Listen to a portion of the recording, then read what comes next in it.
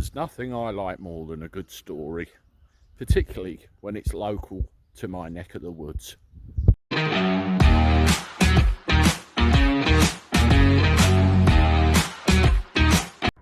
How do everybody? Welcome back to the channel for a Tuesday. Hope you're doing all right.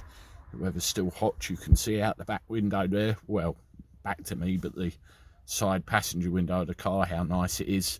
And while I've been sitting here, I've just had a conversation with a couple of customers of mine who live a couple of doors down, and it's nice to see them well.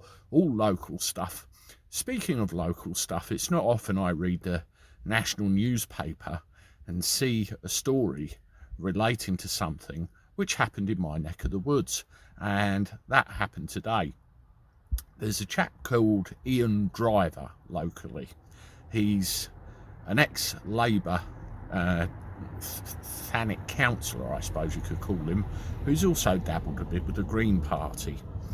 He's very well known locally because he's got a blog that he publishes information to on a regular basis, the idea of which is to basically stitch up and embarrass Thanet Council and those among them on a fairly regular basis. I think you could probably say he's a whistleblower. You know, he finds information out and lets the general public know.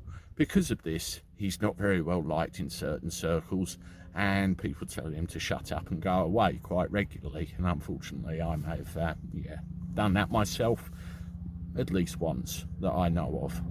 Well, this isn't about his online activities. Just to give you a little bit of context, here's a picture of him.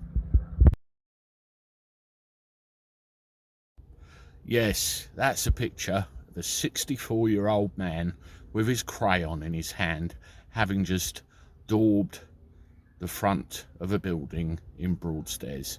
You see, Mr. Driver decided to jump on the historical figures a racist bandwagon while all the statue knocking down was going on and old monuments were getting thrown in rivers.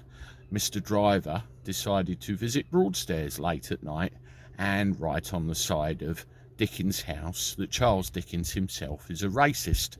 Like any old lefty, he's looked back into the past, picked certain facts out and tried to say his piece.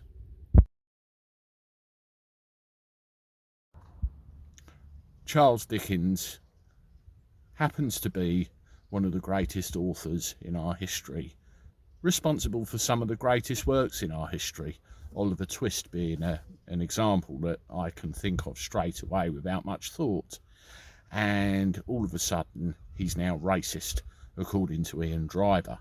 And apparently no one would listen to him, so he took it upon himself to go and pencil this all over, you know, Dickens' house in Broadstairs. What a clever man Ian Driver is.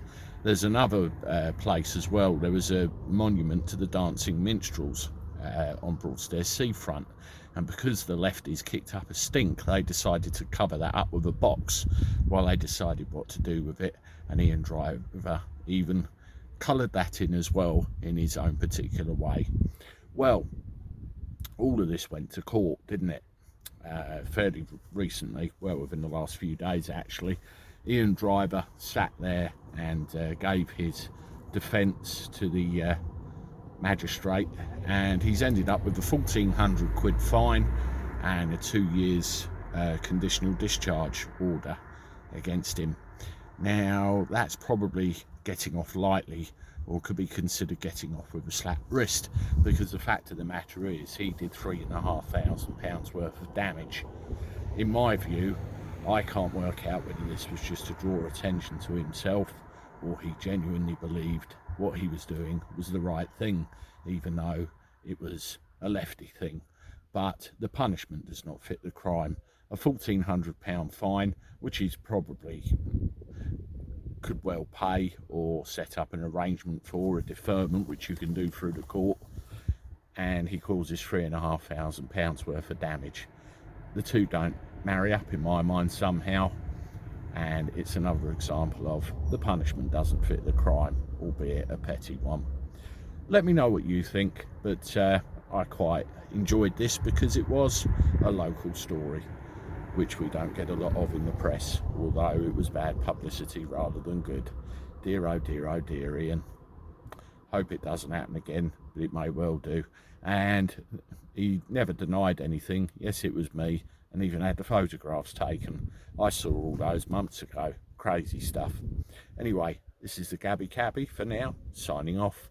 Toodaloo.